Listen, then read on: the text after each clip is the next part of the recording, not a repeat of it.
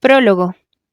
No todos los días se ponen de acuerdo un ateo declarado y un devoto autor de himnos.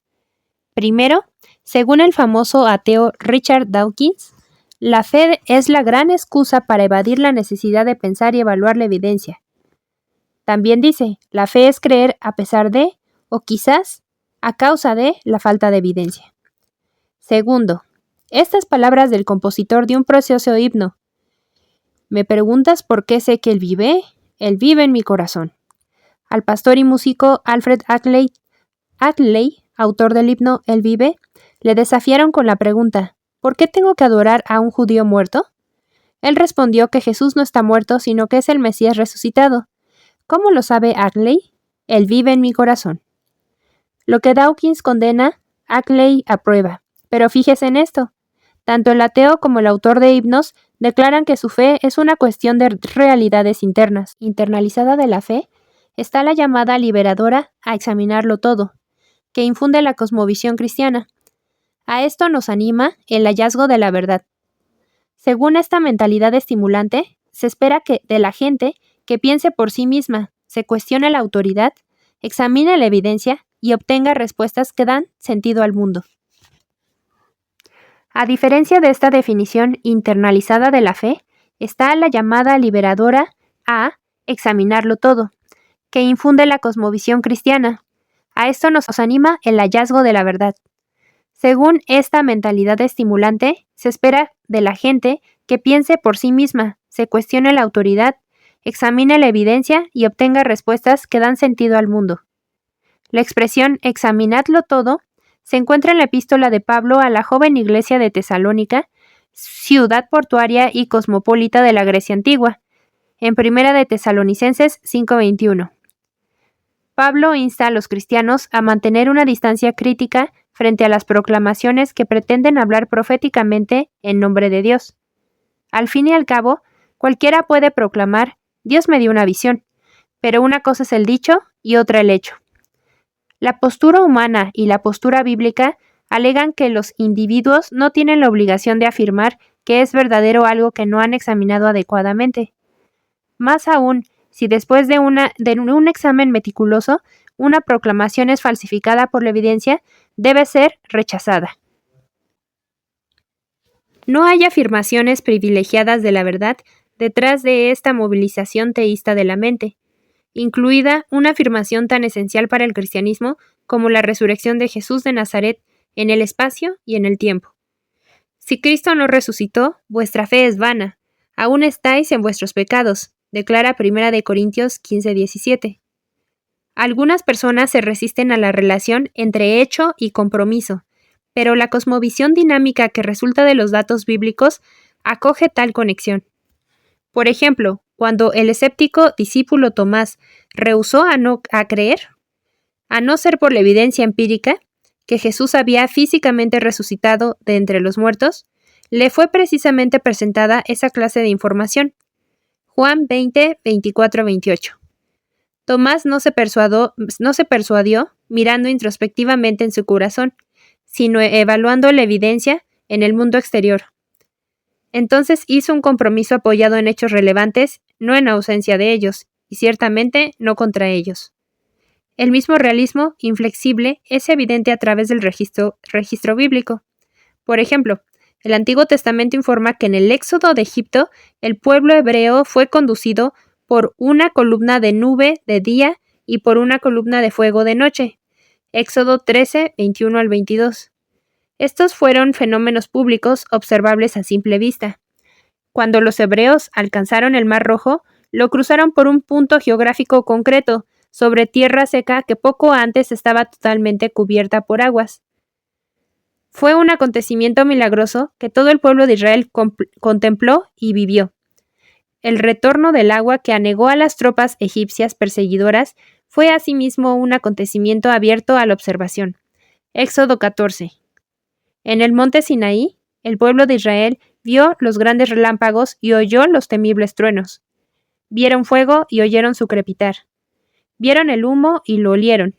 Sintieron el temblor del monte, temblor que podría haber medido un sismógrafo moderno.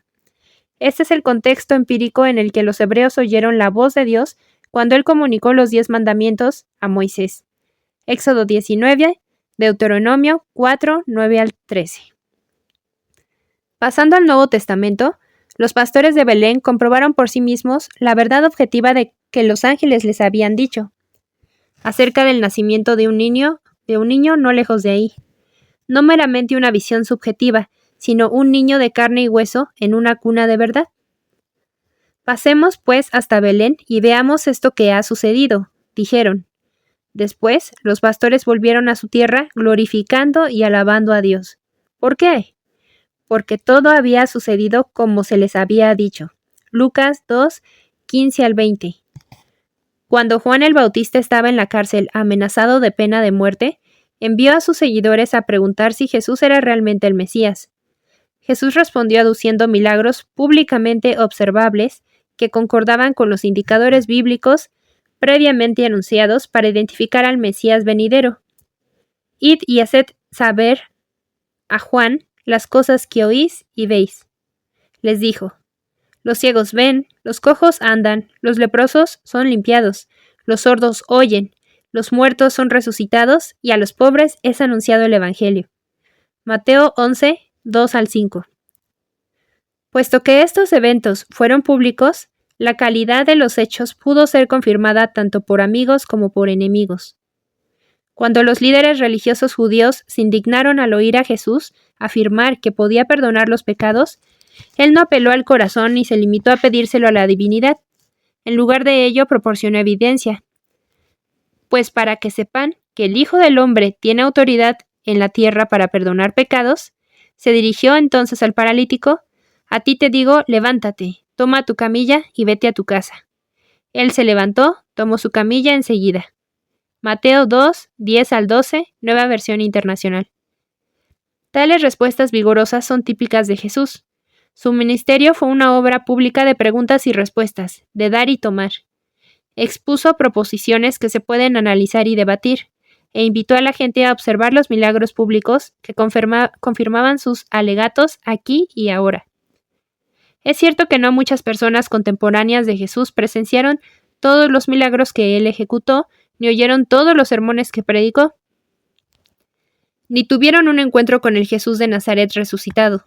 Sin embargo, ya en su tiempo, ya en el nuestro, la totalidad de sus hechos y sus comunicados revela una actitud transparente, abierta a examen, para que las personas inquisitivas los pudieran explorar e investigar. En este contexto histórico, Pablo asegura que los hechos que fundamentan la cosmovisión cristiana no fueron llevados a cabo en algún rincón. Hechos 26, 25 a 26. Pastores, reyes, médicos y recaudadores de impuestos pudieron comprobar los hechos fundamentales del mensaje cristiano. Lo que se les comunicó fue una descripción precisa de la realidad, no un sistema de creencias al respecto. Esta orientación a la realidad es el clima intelectual positivo en el que viven y respiran las proposiciones y los hechos esenciales del Evangelio. Es una mentalidad por la que la gente es liberada por una verdad verificable para desafiar a la tradición, cuestionarse el poder y luchar por la vida y la sanidad contra la muerte y la decadencia. A pesar de esta prometedora herencia, muchos de nuestros contemporáneos hallan consuelo en lo que Francis Schaeffer describe como escape de la razón. Aceptan la rebajada redefinición de la fe de una sociedad cortés y respetuosa como algo completamente privado, es decir, un compromiso tan privado y tan personal que la evaluación y la evidencia son irrelevantes. Esto queda muy lejos del respeto holístico a la información que caracteriza a una cosmovisión bíblica. La Escritura no alienta en ninguna parte la idea de que la fe equivale a un compromiso alejado de la evidencia o separado de la mente. La voluntad de evitar conocer lo que es verdadero, como dice Friedrich Nietzsche en su obra El Anticristo. Para reflejar con exactitud el énfasis bíblico, hemos de reconocer que una fe falsificada bien puede llamarse una fe descartada. Es una fe fútil y por tanto no vale la pena conservar. Pero este desafío cortante también incide de manera positiva, porque también debemos decir que una fe confirmada, mejor dicho, una confianza bien fundada, merece la pena ser aceptada por toda la persona. De hecho, la palabra confianza, más que las palabras actualmente privatizadas fe o creencia, capta mejor la idea de compromiso expuesta en la Biblia. El vocablo griego que usa el Nuevo Testamento, normalmente traducido por creer, significa más exactamente confianza. De la palabra pistis, confianza, cuya raíz es peito, me persuado. La actitud bíblica es la persuasión, la voluntad de verificar y conocer lo verdadero y responder en consecuencia. Mark Twain definió una vez la fe como creer lo que uno sabe que no es así. Pero esa definición de fe no es así, al menos para los que atienden a la insistencia bíblica de vivir una vida bajo escrutinio. Este enfoque expresa un profundo respeto por el ser humano como persona creada a imagen de un Dios cognoscible que afirma que la mente es buena y abraza este mundo como escenario legítimo para valorar pretensiones de la verdad.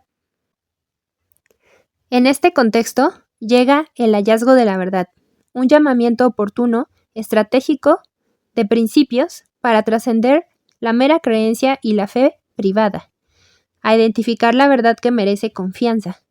Usted puede ser estudiante o trabajador, profesor u oficinista, artista o científico.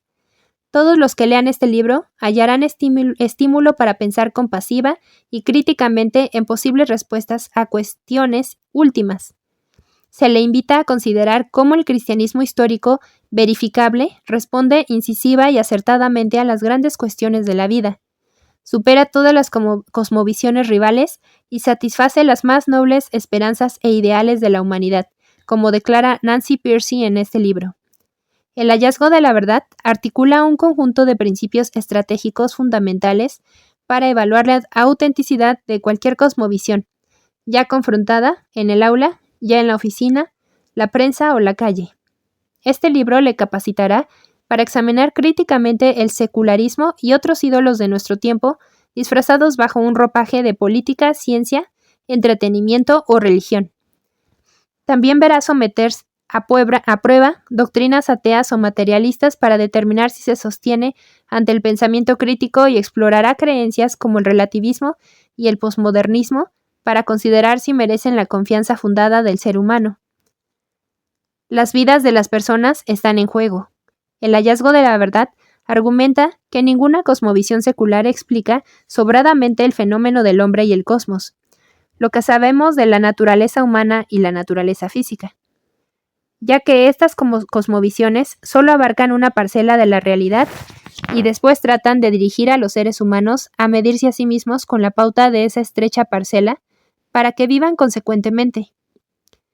De este modo, los materialistas niegan la realidad de la mente, mientras la usan para contribuir al avance del materialismo. Los deterministas niegan la realidad de la elección humana, mientras escogen el determinismo. Y los relativistas niegan la realidad del bien y del mal, mientras le juzgan a usted si no lo acepta. Estas teorías lamentables perjudican mucho y no benefician nada. Socavan el pensamiento y la razón, la elección y la libertad, la verdad y los ideales morales. Es pues inevitable que las personas que ponen su confianza en tales soluciones organicen sus vidas conforme a patrones deshumanizados. Del mismo modo, las culturas dominadas por cosmovisiones inadecuadas construyen sociedades deshumanizadas. Los ideólogos pueden promover sus ídolos bajo estandartes políticamente correctos de tolerancia, diversidad e imparcialidad, pero su impacto real es retroceso, no progreso, fragmentación, no plenitud. La gente es aplastada, el ser humano se rebela inevitablemente contra los dioses que le fallan.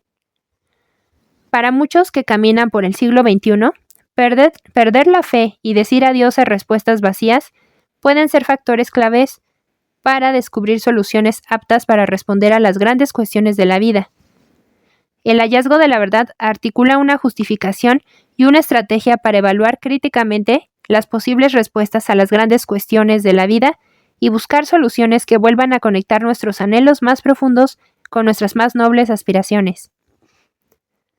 Aquí se ofrece una cohesión humanizada de hecho y de sentido que las personas con mentalidad abierta pueden considerar, debatir, probar y examinar. y después realizar integrando la vida en su totalidad. Es un adiós a la religión privada y un saludo a un Dios cognoscible y verificable. Esta es una confianza holística e integral, fundada en la realidad de las cosas. El viajero prudente que se desvía del camino desanda sus pasos para recuperar la buena senda. Así pues, no quepa ninguna duda a los ateos, compositores de himnos y otros viajeros que transitan por la jornada de la vida. Ser humano implica escribir, componer, crear y soñar, pensar, poner a prueba y conocer por qué. En el hallazgo de la verdad, usted hallará una guía que le mostrará el camino. J. Richard Pearcey, director y editor de Pearcey Report, www.pearceyreport.com